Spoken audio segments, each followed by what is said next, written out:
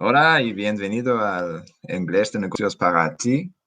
So I was given some feedback and said, do some advanced videos and speak in English. I mean, some of my friends or some of the people listening didn't even understand my Spanish because of my French accent. So today we're talking about, well, this is a question you should know. It comes from my friend, Alejandro. Let me just load it up. Sometimes it calls for being able to just jump in to a conversation. And if you're here, it's because you feel a calling to leadership, or you want a raise, or you want a job where you have to give directions to people and they have to just take them and go. There's no real time for questioning. People need to take you seriously.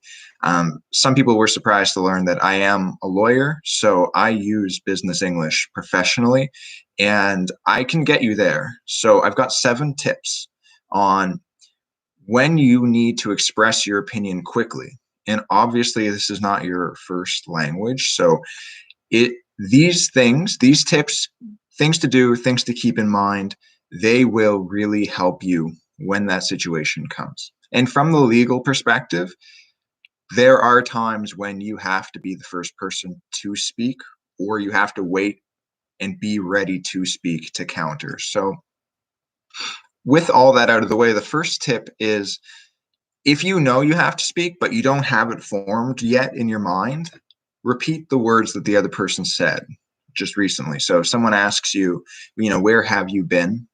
You can say, well, where I've been is, and it gives you the few seconds to go. And that's just a very easy example. But if you repeat the content that was just stated, then it gives you time to format, to think of something that you don't have when you have to draw attention to yourself.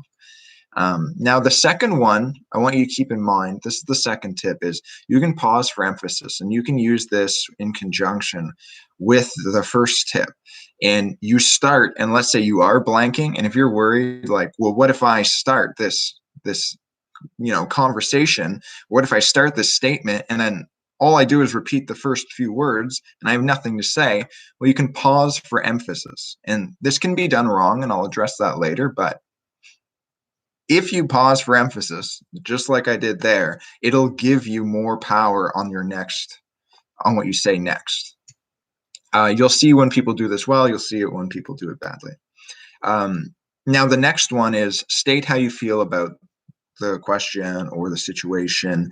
This will make everyone will then turn to you and expect you to continue speaking because you started speaking. So state, let's say, I mean, in the legal area where people are suing each other, there's an awful lot of going into a group over there to to lay out the facts, splitting up to discuss the offers, going back. There will be times when you can say, well, I feel like their offer isn't enough for me to walk away and feel happy with the deal. So you can state how you feel about something, and just like um, that first idea, this gives you time to continue on if later you need to give directions. I'll use that. If someone gets an offer, I can even ask them, well, how do you feel about that offer? Or that gives them the spotlight if that's what I want them to do. Or I can say, I don't feel like that offer has been good enough.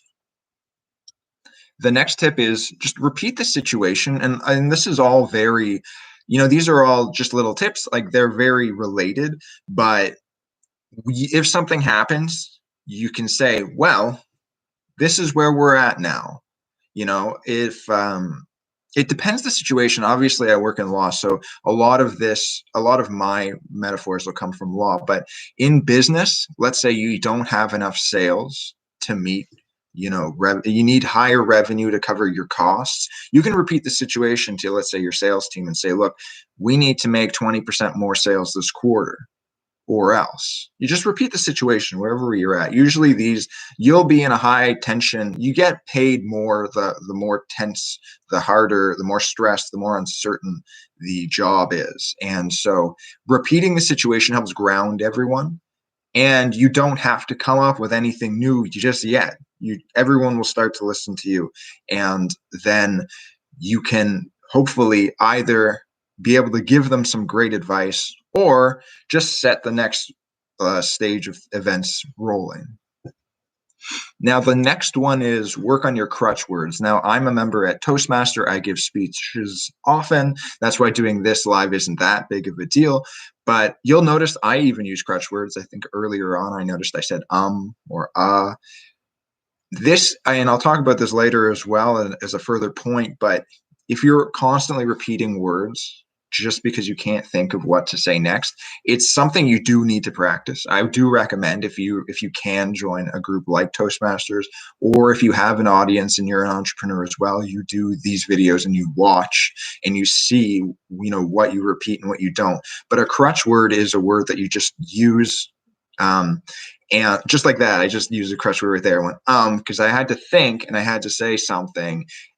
Other crutch words are like so, but in the next one, it's coming up. So this next point ties into it. Work on your pauses that you use to stall. And a lot of people, when they've got a different language as their first language, they'll do an but their will sound really bizarre. I've heard a lot of like from French people, and that type of pauses to stall where you're using some kind of a crutch word, it can sound very bizarre if your first language is just not the same as everyone else's. So be very careful about the pauses that you do use. I don't think it'll be your biggest problem, but I hear it a lot because I've a lot of French speakers I've dealt with. Those they really take away your credibility. And the last point, realize that saying less is often a way of seeing who is more important. Now, this is a concept from the magic of thinking big. And he noticed there's a concept of conversation generosity. And whoever speaks less, between two people, that usually is the person who is more powerful. Keep that in mind if this is something you're working on and it's difficult for you because you don't want to say a long-winded speech.